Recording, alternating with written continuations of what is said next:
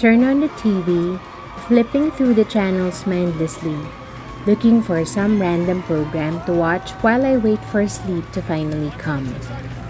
I stopped at channel 22 and stared hard at the host who was seated on a long white leather couch.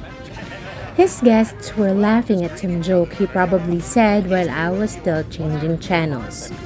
I waited for a break in the program, and while the ads were being played, I quickly grabbed my phone and searched for TV programs on channel 22. I found under 9 o'clock p.m. every Saturday. Tonight with Alan James is on. Alan James? AJ Bonieto? Is this really him?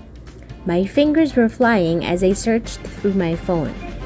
The show is back, and so I turned my attention to the TV while my fingers kept on pressing my phone. It is him! The information I found on the internet as well as his face plastered on the TV screen confirmed my speculation.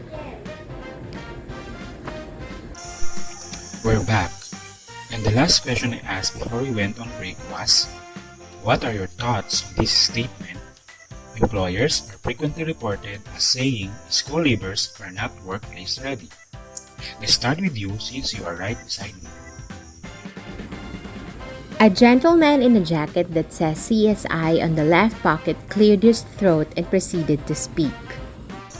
For me, I can say that this statement has some truth in it. Before I started my job as a detective, I had all the theories, the facts, everything I learned in school until the university right here. As he pointed jokingly at his head. Noah! That was Elijah Noah Josh Baliano, a forensics expert. Before I could process more information, a young woman spoke up. I agree, Noah. I started as a ground attendant or ground staff. On my first day at work, I was actually asking myself if I should be the one checking passenger documents. Or maybe someone should check on me if I'm doing my job as I was supposed to. I know I was following the protocol the entire time. But you know, sometimes there's this voice that asks me if I'm sure about what I'm doing. She gave a very hearty laugh, and I immediately recognized that sound. It was Bienne Angielette de Guzman, the flight attendant. Another guy in a dark blue suit chimed in. Now that I think about it, I was fairly quiet my first day in our company. I only talked with my peer here because she was the only person I knew then. I remember that, Eric, said a young lady wearing black coordinates with an inner pink shirt. I was also quiet and we were the only ones discussing between ourselves. That was until you were asked by managing director to share your thoughts. Ah, I know that. With perspiration running down my back, I stood up and acted as if nothing was bothering me. But this was like I was back in school being called to recite. Eric Escobar Jr. and Eliza Denise Guinacaran, both engineers. As everyone joined in on the laughter, the host posed another question. Can you turn a hobby into a career? Wearing a hoodie with a colorful print, perhaps of a company but I couldn't quite make it out, a man quickly answered. Of course you can. Look at me. I knew then, even when I was in school, what I wanted to do. And here I am, a game developer. Doing what I love, getting paid to do my hobby. It's not easy though. I had to go through a lot of challenges and learnings before I realized that I wouldn't be here now if not for the teachers who stuck by me, believed in me, and never gave up on me. He bowed a little as if to give respect and acknowledge the teachers he had through the years. Loranz Ali Calalas, the most renowned game developer in the world. I have always loved to investigate and share the stories I learn, and this is what I do now in my career. A woman in black spectacles said, I travel and at the same time pursue my hobby that turned into my profession. If you love what you do, you have to give everything to realize that dream. That makes sense, I said to myself. I look at her closely and I see her eyes beyond the glasses. The best researcher and broadcaster in the Philippines today, Caitlin Arida Nicole Dacasin.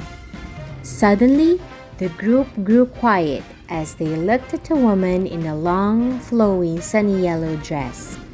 She has a hearing aid, she speaks quite well, but still gestures with her hands to make sure everyone understands her. I have always loved painting. This has been my avenue to express my thoughts and feelings since I was young. Now, I have my own gallery, where all my work is displayed. Some are for viewing only, and some are for sale. I use different materials. I paint on canvas, on bags, on pots, anything I can get all my hands on. I just enjoy sharing my talent with everyone. I also hold lessons for aspiring artists. Drop by my office anytime so we can schedule lessons. Whoa! Leighna Crystel Gurat, one of the most sought-after modern artists. Before I can recover from my surprise at all my students on TV, the host posed yet another question. How many types of jobs do you expect to do over your lifetime? I started as a TV host, but my career path guided me towards a sort of progression. I actually am onto my first project as a movie director. So watch out for my first film, everyone! AJ's announcement was met with deafening applause. Wow, he has really a lot of skills waiting to be unfolded. A tall, beautiful woman spoke up. I have always thought about myself being a writer. I love to read and I love to write. So apart from being an educator, I also started to write fiction, and the first series of books should be out by next month. Her timid yet bright smile reminded me of her days in junior high school.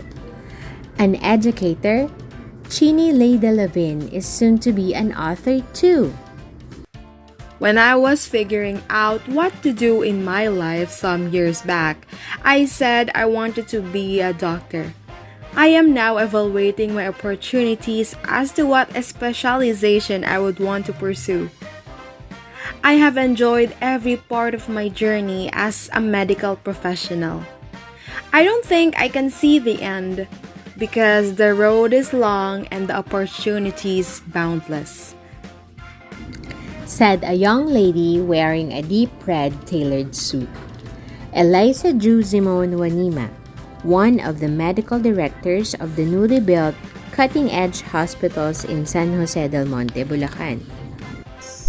I work with Dr. Wanima in the same hospital, and yet I go on special missions to far-flung places in our country to give free dental services.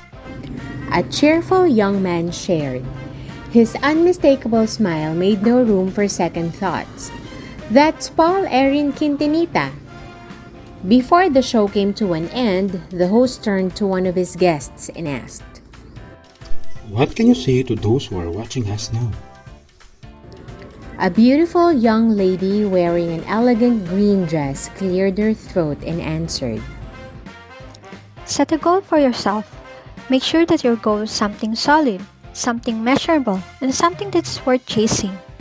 Plan everything according to that goal. Do everything that you can possibly do to ensure that you follow the path to that goal, no matter how difficult it may get. After all, it is your goal, your future that you are working on. I couldn't help but beam at what she said. That was Aicelle Cangayo, one of the incorporators of the biggest accounting firm in the country.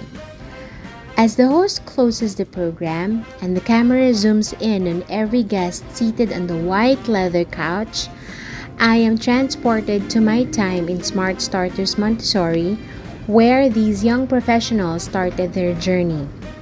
I can vividly remember their faces as they stared at me the first time that I met with them during the face-to-face instruction pre-pandemic, to their animated faces, albeit sounds muted, during the online instruction when COVID-19 hit the world. These professionals started their careers as students. That's when they were molded. That's when they were trained. That's when they became aware. Smart Starters Montessori was where it all started. That's where they grew. That's where their hearts lie. Smart Starters Montessori, Junior High School, 2021-2022. I cannot be prouder.